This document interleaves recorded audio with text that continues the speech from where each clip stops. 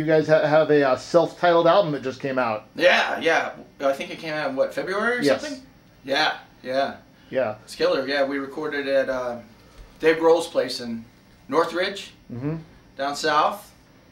And yeah, he hooked us up big time. It was a cool experience, just incredible. We wrote all the songs. God, I don't know. It was like that.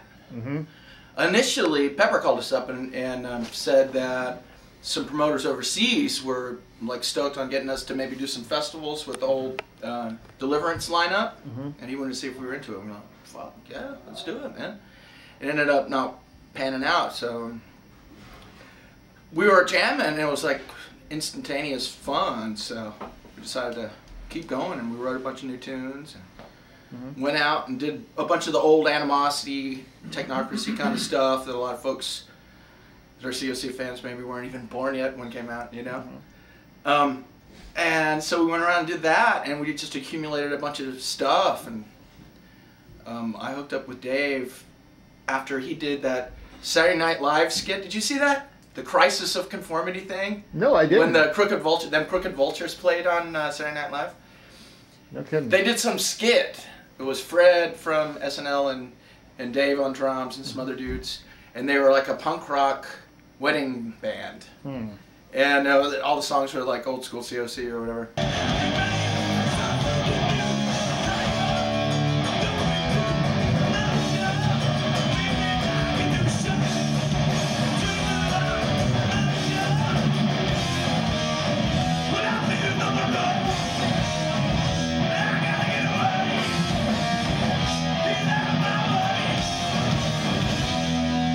What songs do you sing on it? I sing The Leeches Are Speechless, Weaving Spiders Come Not Here, and What You Despise Is What You Become. Yeah, What You Despise Is What You Become. Now, did you write that? Yeah. Yeah. Tell me about that, because that's a really good title. Yeah. No, I think it's you know, it's about folks compromising, you know, their whole deal. You know what I mean? Or conformity? Is it a corrosion of conformity? Yeah, I guess so. It depends on what direction, I guess, you feel like you're talking about. But yeah, I don't know. Just through my you know, playing music and business and stuff, all like that. Had a lot of different instances of seeing folks kind of drift away, be more stoked on making cash than you know, spreading it around and hanging with their brothers and stuff like that. Well, but also it applies to me in certain. God, I remember, what was it? We were on like a major label. It was like Columbia or something, and we did Deliverance for them, and we were doing a next album for them, and it was called Wise Blood. And we delivered it to them, and they said they didn't hear a single, so they made us go back in and record a single. Oh, that was the worst, man. God, I think that was the worst experience of my life being in a band.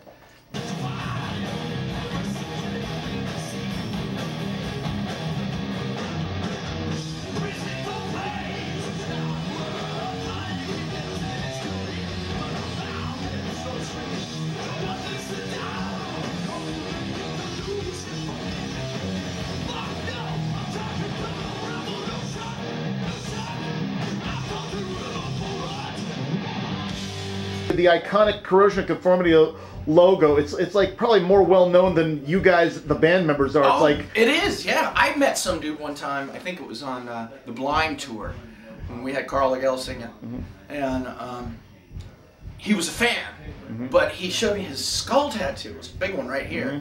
He said, you know, I got this fucking tattoo without even knowing who you guys were. This was for a band. I just saw it on a tattoo shop's wall. Yeah, I heard a story of someone getting an Iron Maiden Eddie tattoo, having no idea what the fuck it was. There, I've heard that story. Dude, I've seen probably thousands of C.O.C skull tattoos now. I like to get a collage of all of them. Like, I don't know if you remember the back of the first Suicidal Tendencies record, but it had all the different suicidal T-shirts, the backs of them on the back cover.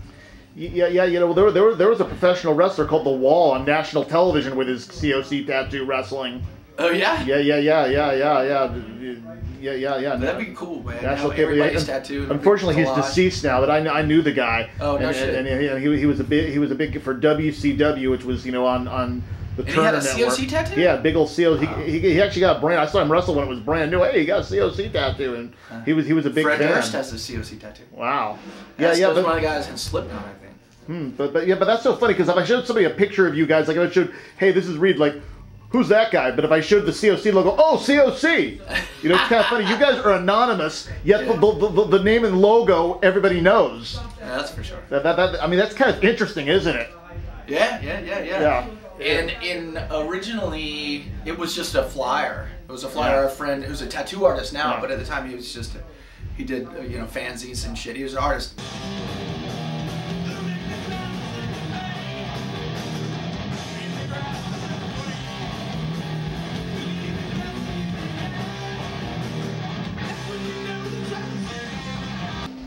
He drew this fucking crazy looking skull, and instead of spikes, I think originally it was MX missiles or something like that, with the radiation symbol for the eyes and the nose.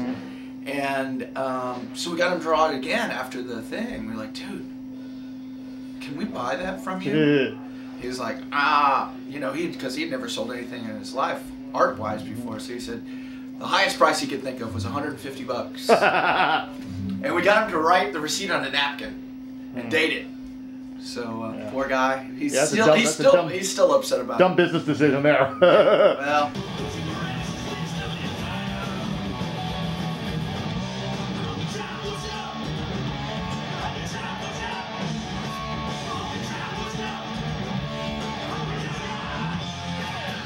20 years ago, I saw you guys on tour with Iron Maiden play the Cow Palace. Oh yeah, Iron Maiden Testament, right? Yes. Yeah, that was fun. Yeah. We used to get on that tour. When we had the opportunity to, we'd get people to come up and play a song. I was going to bring that up. Yeah. That's one of my favorite memories. There's one thing I remember about that show. I don't remember much else about that show, but you guys going to already old punk people, bass player, and you got this guy out of the audience, to play. Yeah, it was just two chords. It was just A and F.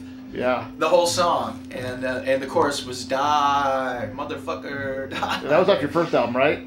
That actually was on a compilation cassette we did before the album. Yeah, and the guy I saw went nuts. He was running around, he was jumping up and down. He was so goddamn happy. Yeah. Well, I mean, from being like punk kids or whatever to playing these enormous joints with, Iron Maiden were one of our favorite bands, especially the first two albums. Yeah, first three albums, and so we tried to think, well, what the fuck can we do? Because like when we're playing, people are still filing in. What can we do to like tear down that barrier of, this big coliseum or shed kind of deal? So we came up with that of just having some kid come up and play, and it was bad, dude. It was cool.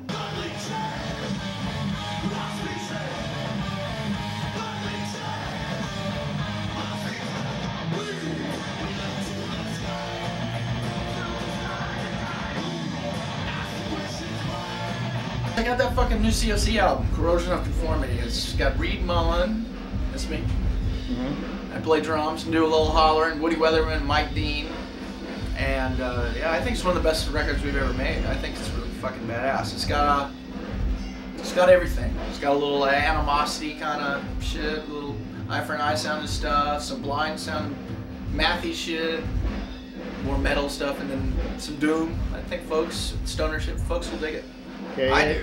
And where can people go to get more information about C.O.C? C.O.C.com, or we're on Facebook. Okay, very good. Yeah. All right. Well, thank you much. Thank you very much, Mr. Reed Mullin. All right.